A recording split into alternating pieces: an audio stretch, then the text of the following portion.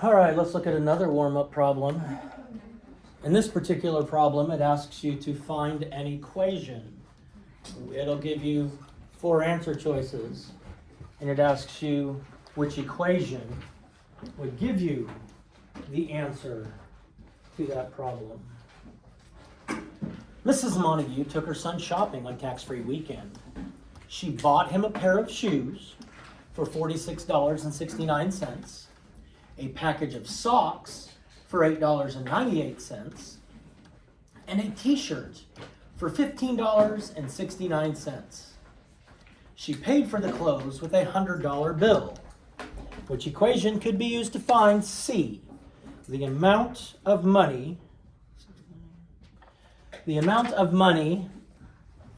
change she received. So what we have to do is we have to find the equation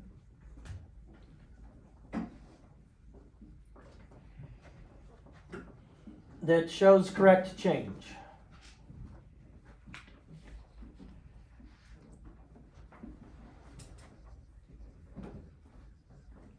Now, if we were finding the exact answer for this, we would find the total spent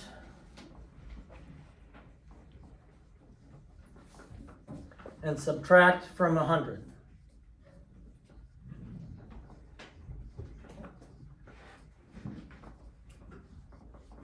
And subtract from $100. Okay, we would find the total spent and subtract from $100. To find the total spent, I would have to price of shoes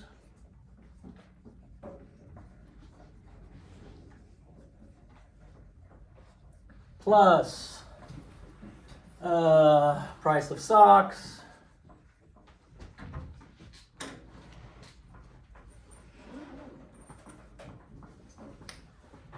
plus the price of shirt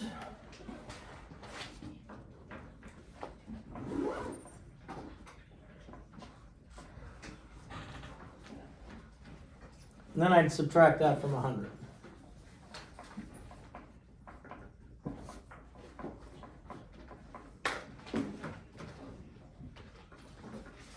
That's going to give me the change. So that's going to equal how much money she will get back.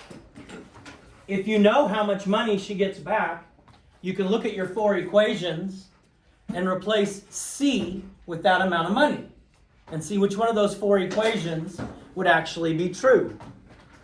So if I'm going to do this, I'm going to have $100 and I'm going to subtract the total spent, which is price of shoes, $46.69 plus $8.98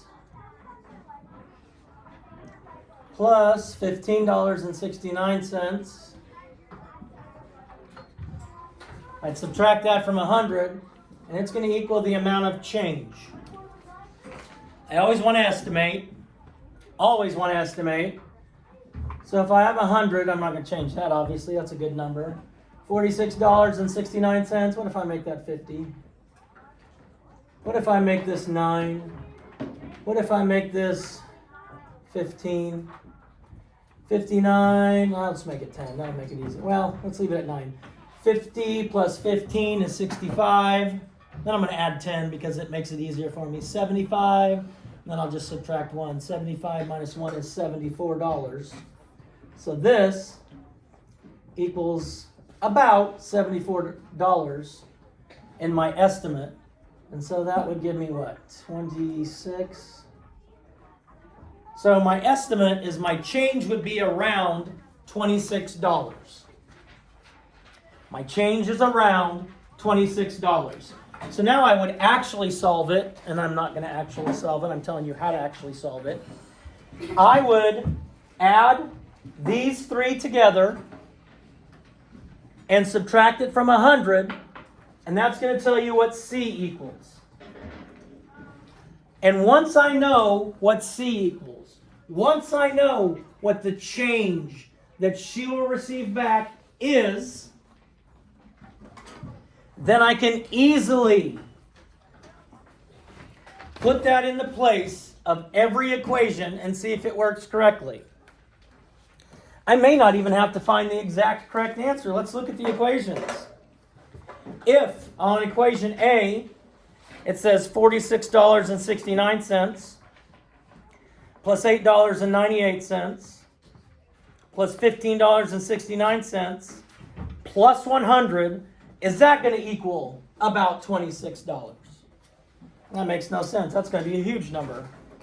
If I look at B and I take $26 and I subtract $46.69 and I add $8.98 and I add $15.69, am I going to get 100? No, I'm going to get quite a bit more than 100. I look at C. If I take $100, I add $46.69 and then subtract $8.89 and then subtract $15.69, is that going to give me C?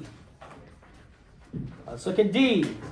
If I have $46.69 and I add $8.98 and I add $15.69 and I add the C, or the change, which is $26, am I going to get 100? And the answer would be correct.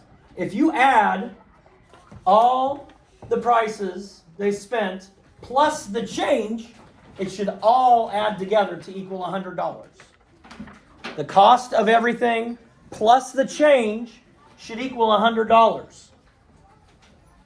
Okay, the cost of everything plus the change should equal $100.